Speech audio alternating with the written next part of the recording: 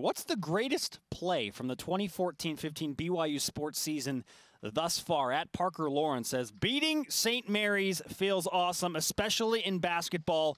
Nice job, Lexi. Perfect it was a big segue shot.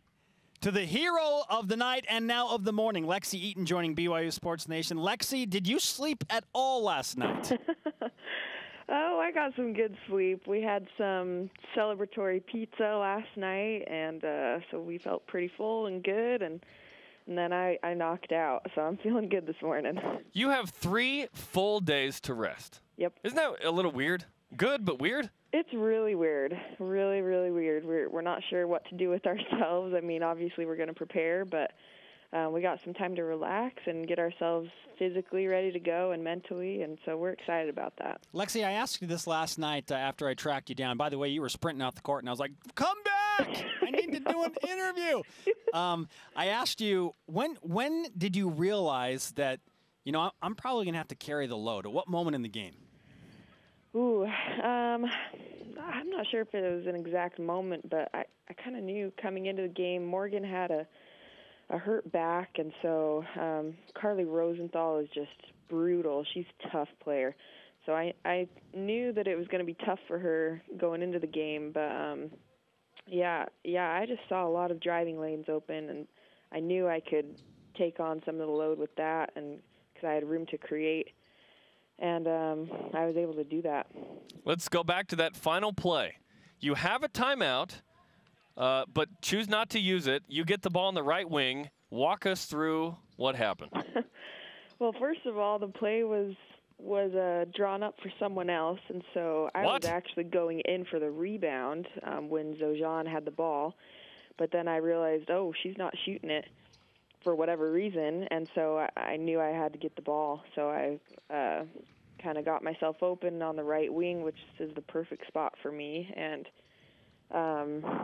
Morgan set a pick for me, but I chose to not use it. I went baseline and had a little jumper when the girl came and double teamed me, and I just saw a little opening and let it go, and it felt good as soon as it left my hand, and it was all smiles from there.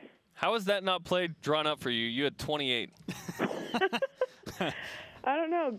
Coach Judkin said that he thought they would all be keying on me, and to be honest, I actually do better on broken down plays anyways, so maybe it was inspired by him. I don't know. This is the Jimmy Chipwood moment from Coach Chipwood from Hoosiers, where it's like, I'll make it. I'll make it. I'll make it. Lexi Eaton with us on BYU Sports Nation. You have either Gonzaga or LMU, depending on what happens today. We want to know, do you want to play Gonzaga just to get the revenge factor like you got against St. Mary's last night? I do. I'm all about that revenge, but, I mean, I wouldn't be complaining if we got LMU either, so. That's a fair answer. Yeah. How is Morgan Bailey? Like, do you expect this to be a continual issue where you hope to get as much as you can out of her, or you'll just see when you get there? Yeah, we're just kind of playing it by ear. She's really feeling some pain in her back, but they were able to get her to go last night, and she said she didn't feel it while she was playing. So hopefully we can get that same result for Monday and get her feeling good.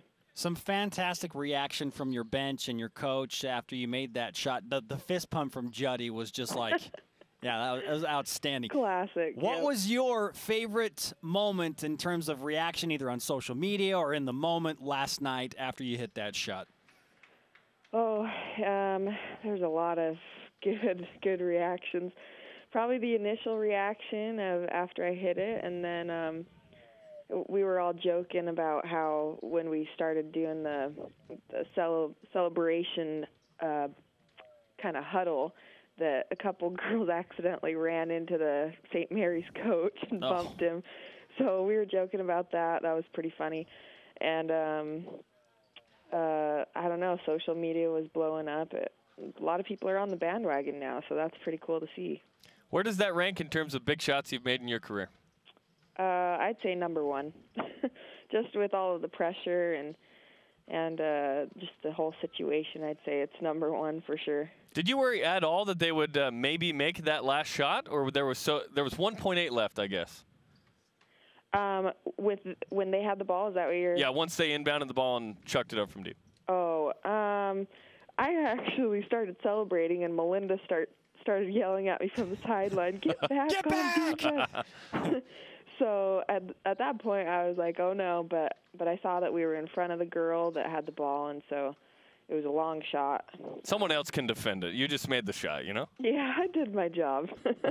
Take us inside the locker room for the message from Coach Judkins and just what was going on inside the locker room. Oh, it was all smiles. A lot of praise for the bench players and for me, obviously, but it was just kind of a real team effort.